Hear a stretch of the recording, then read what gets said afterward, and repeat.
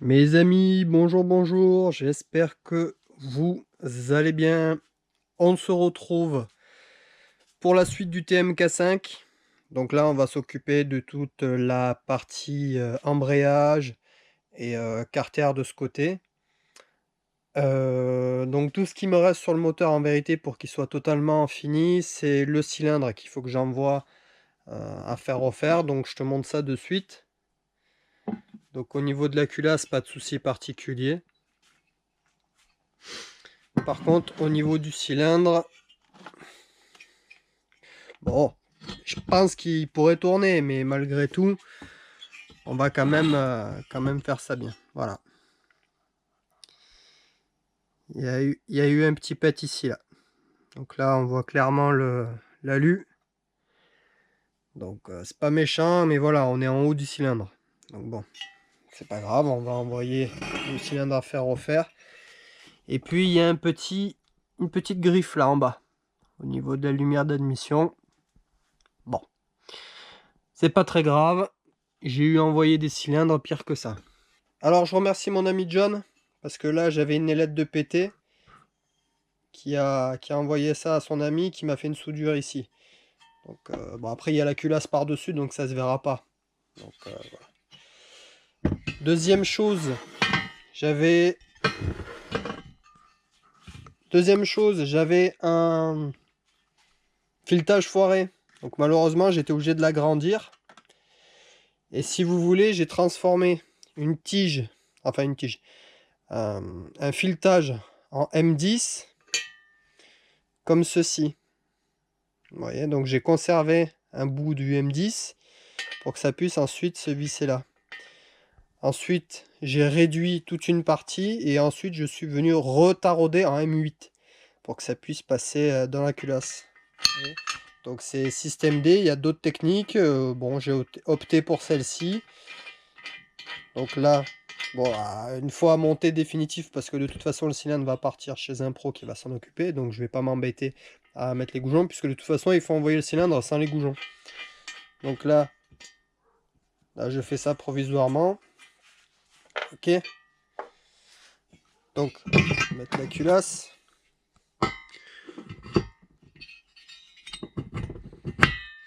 Voilà. Comme tu peux le voir, ça permet d'avoir une fixation solide, quoi. Voilà. Donc, elle est un petit peu dure. Voilà. Donc voilà, donc système D. Donc pour l'instant, là, ça va à cet endroit-là, puisque le joint peut toujours y aller. Là, il reste un peu de matière. Donc c'est système D, mais au moins on aura quelque chose de correct. Voilà. C'est fabrication maison, mais au moins, ça marche.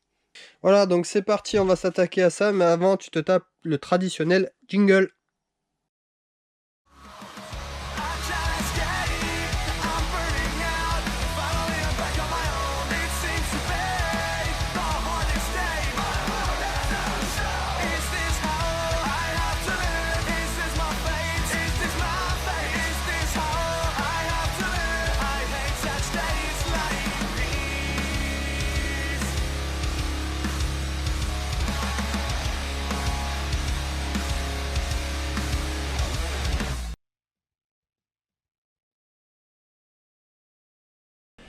Bon alors, je t'explique vite fait, j'ai fait un petit montage à blanc, pourquoi? Parce qu'il y a des pièces qui me manquaient, donc j'ai dû adapter des pièces de K9, et il me manquait des rondelles, donc j'ai dû en créer pour pouvoir avoir un système qui soit ok, quoi. Je veux dire, qui respecte les jeux, etc., etc. Donc là, on va commencer par cette pièce ici. Donc je te mets en description ici, là, dans le coin, les vidéos précédentes sur le moteur. N'hésite pas à aller les voir si ça t'intéresse. Donc là, on vient monter celle-ci.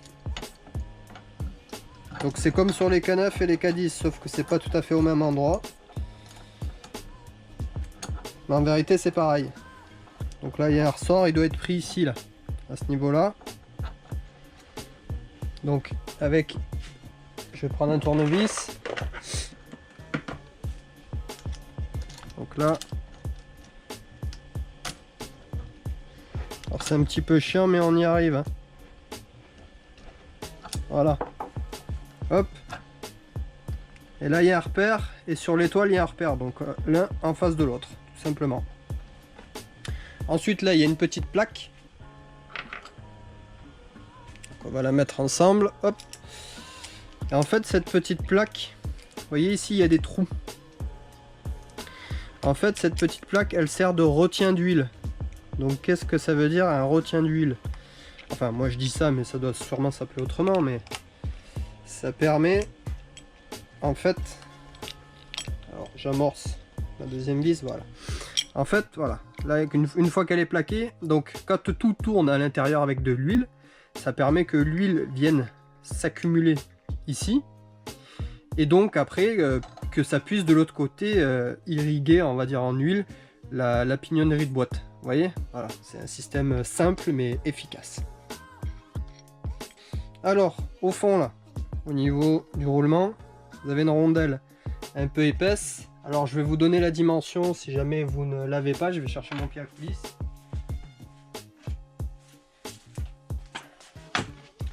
Donc ça c'est une rondelle que j'ai récupérée sur un autre moteur, puisque pour ceux qui ne le savent pas, j'ai acheté ce moteur en pièces. Donc il manquait évidemment quelques rondelles. Donc en épaisseur, on est à 1,78. En diamètre total, on est à 29,70. Bon, allez, moi je dirais 30. Et d'intérieur, on est à 20,30. Voilà, pour ceux qui souhaitent connaître la dimension de la rondelle. Au fond, ici. Ensuite, la cloche. Donc la cloche comme ceci, avec deux cages à aiguilles. Alors il me semble qu'on peut les trouver encore sur Web Karting, les cages à aiguilles. Voilà, deux cages.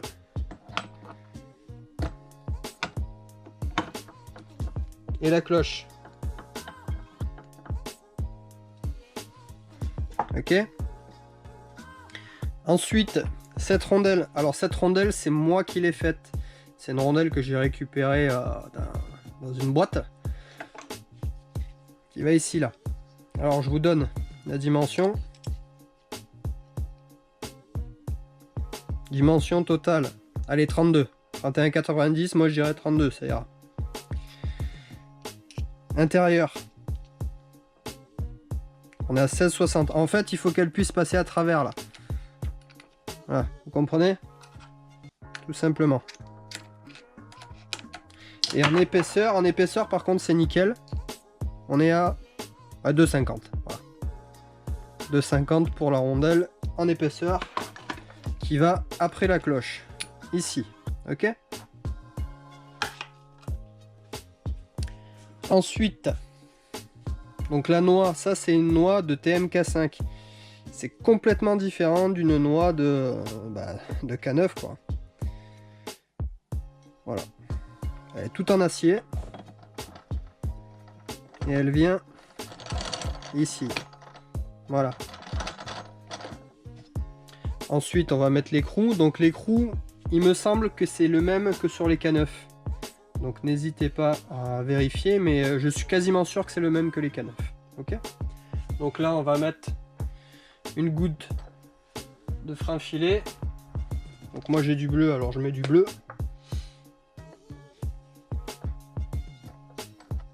Voilà, donc il n'y a pas de rondelle pour ceux qui me poseraient la question. De toute façon il n'y a pas assez d'espace, il n'y a plus assez de filetage pour accueillir une rondelle. Si on met une rondelle, le reste du système ne fonctionne pas. Donc là c'est du 19. Là je fais un serrage à la clé, je me mets de côté et je vous remets de côté après.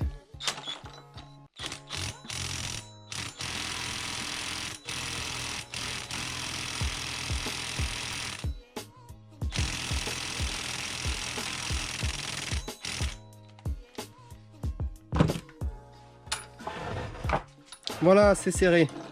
Alors petite précision au niveau des disques, et je remercie mon ami Francesco qui s'est renseigné pour moi auprès de fournisseurs. Pour les disques lisses et les disques garnis. Alors d'abord les disques lisses. Les disques lisses, c'est les mêmes que les KV et les cassettes. Donc pour ceux qui ont des soucis à trouver des disques, c'est les mêmes. Voilà, comme ça au moins, cherchez pas des K5, cherchez du cassette ou du KV, ça y va, et c'est les mêmes. Ceux de K9 n'y vont pas parce qu'au niveau de la denture, c'est différent. Et à cet endroit-là, ça ne rentre pas sur la cloche. D'accord? Donc, petite précision. Au niveau de la noix, il y a un disque spécifique. Vous voyez, qui va comme ça, au fond.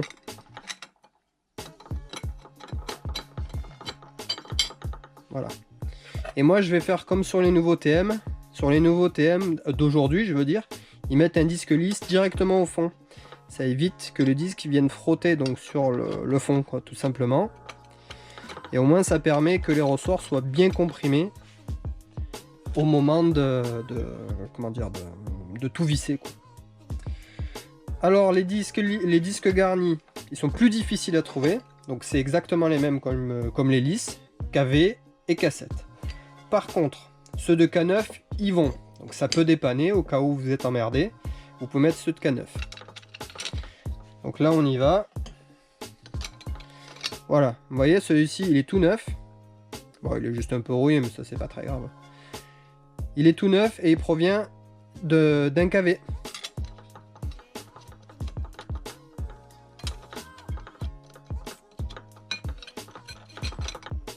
Voilà, tous les disques sont en place. Donc il y a 1, 2, 3, 4, 5 disques lisses. Le dernier, c'est un lisse. Ensuite, on va mettre la tige d'embrayage qui traverse donc l'arbre secondaire. Donc pour ce faire, comme sur les K9, on a une grande tige et une petite. D'accord? Donc la petite d'abord, ensuite on met la grande. Avant de remonter l'embrayage complètement, donc je cherche cette petite pièce.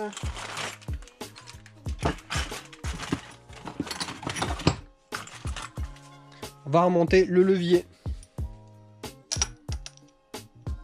Donc attention à la tige champignon au fond, on la repousse. Alors pareil pour cette pièce là, c'est les mêmes que sur les K9. Ça prouve que ça fonctionne. Voilà, c'est ok. Donc ça c'est ok. Ensuite, le plateau. Alors le plateau, malheureusement je n'avais pas celui d'origine. Mais celui de K9, il y va. Donc c'est la même chose à cet endroit là et ici. Alors pas besoin de graisser parce que ça c'est un moteur qui baigne dans l'huile comme sur les motos, d'accord? Donc il n'y a pas besoin de graisser la petite cage à aiguille plate qu'il y a derrière. On monte directement le plateau. Vous voyez? On voit que ça fonctionne, pas de souci. Donc pour les ressorts c'est pareil. C'est ceux du K9, ils y vont.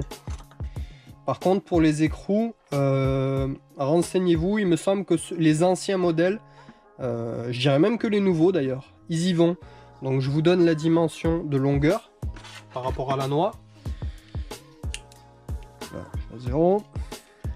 Donc la longueur, c'est 16,96. 17 en gros. Alors pour faire prendre les écrous dans le pas de vis, j'utilise un tournevis à embout 1/4. Je mets une vis de 13 à l'intérieur de l'écrou, ce qui nous laisse un tout petit peu d'espace pour pouvoir appuyer sur l'écrou. D'accord? Et ensuite, il faut tourner, appuyer et tourner en même temps. Voilà. C'est un petit peu chiant, mais au début, je me suis fait chier. Alors, on va faire pareil pour les autres. Vous voyez, avec l'écrou à l'intérieur de la douille, ça ne va pas plus loin.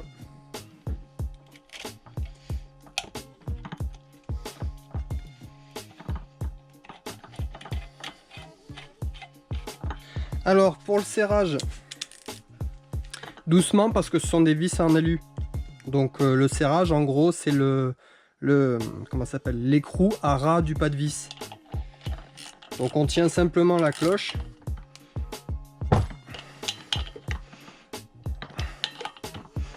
De toute façon, les ressorts maintiennent en place les écrous et évitent qu'ils se dévissent. Donc normalement, on n'est pas emmerdé avec ça. Donc là, c'est un peu chiant parce que j'ai mis la caméra devant moi pour vous montrer. Voilà. Alors, ici, petite précision, il n'y a rien. Idem ici, là, sur l'axe. Pourquoi? Parce qu'en fait, ça, c'est un moteur dérivé de moto. Donc ici, c'est l'endroit où vient l'espèce de pignon avec le ressort pour le kick. Vous savez, comme sur les motos, pour mettre un coup de kick pour faire démarrer la moto. Donc là, il n'y en a pas. Donc voilà, c'était une petite parenthèse pour ceux qui se demanderaient qu'est-ce qu'il y a ici.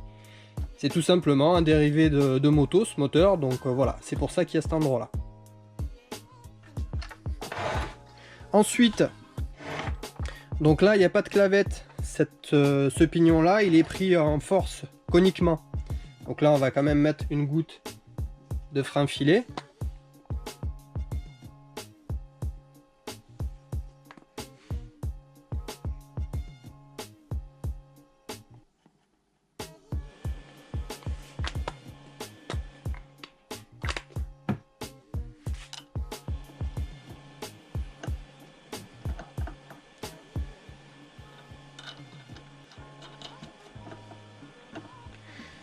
Donc là, je crois que c'est du serrage en 21, il me semble.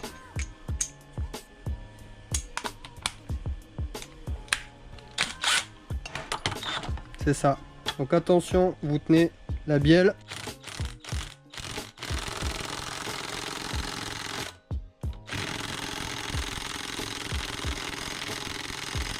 Voilà.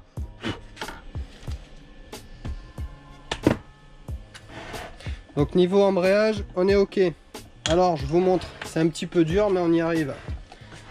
Donc là, je vais appuyer donc sur le levier, pardon. Et là on va voir que ça se déboîte. Alors c'est un petit peu dur parce que c'est des ressorts de K9 et que c'est un petit peu chiant à comprimer, mais on y arrive. Alors je vous laisse regarder ici le temps que j'appuie. Oh putain, c'est vachement dur en vérité. Je crois que je me suis pété les doigts là. Alors, je vais prendre un bout de chiffon, ce sera plus simple. Ou carrément, voilà, on va faire avec le maillet. Ok.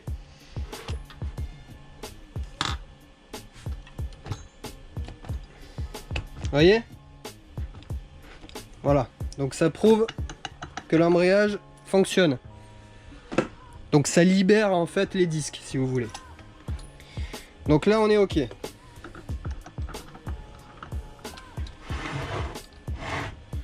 Voilà, donc côté embrayage, on est bon. Il n'y a plus qu'à remonter le carter. On va nettoyer les plans de joint, ou du moins les dégraisser, pour que la pâte ait une accroche parfaite au niveau du plan de joint des carters. Alors vous pouvez utiliser du nettoyant frein, c'est le mieux, ça dégraisse bien. Ça nettoie vraiment bien les surfaces. Parce qu'en utilisant par exemple du White Spirit, c'est ce que j'utilisais avant, en vérité c'est pas terrible. Alors le mieux c'est le nettoyant frein, ça dégraisse bien. Et on n'épargne pas le carter aussi. Hein, c'est pas parce qu'on fait un qu'il faut pas faire l'autre, d'accord? Donc on nettoie bien comme il faut.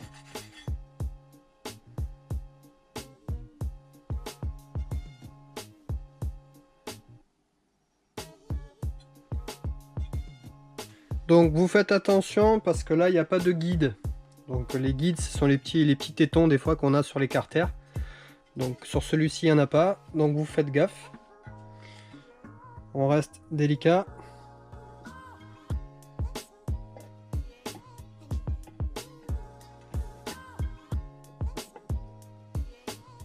Voilà. Donc je vais mettre en place déjà 2 vis.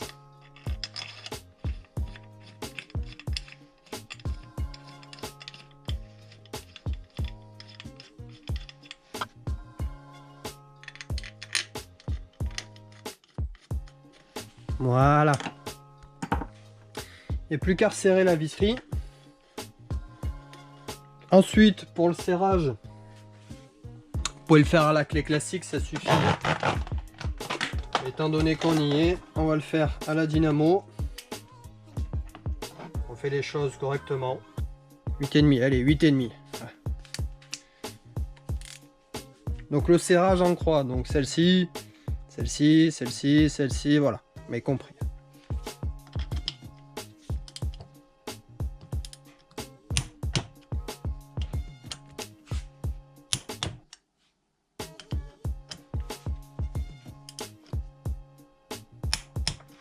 Voilà les amis, donc pour le côté embrayage c'est ok. Donc pour la suite, pour l'allumage on verra ça dans une autre vidéo. Pour le haut cylindre, on attendra que j'envoie le cylindre chez le pro qui va s'en occuper, d'accord. Donc je ferai une vidéo spéciale là-dessus. Comment envoyer son cylindre chez un réparateur, donc chez un professionnel qui s'occupe donc de retraiter le cylindre, donc le traitement Nicacil. Et puis moi je vous dis à une prochaine vidéo. Bye bye. Hop, hop, hop, hop, hop. Alors n'hésite pas à t'abonner si tu es nouveau sur la chaîne. N'hésite pas à faire un tour donc sur la chaîne pour trouver des vidéos qui peuvent t'intéresser. Abonne-toi, active la cloche, etc., etc. Ok? Je te remercie. Ciao, ciao.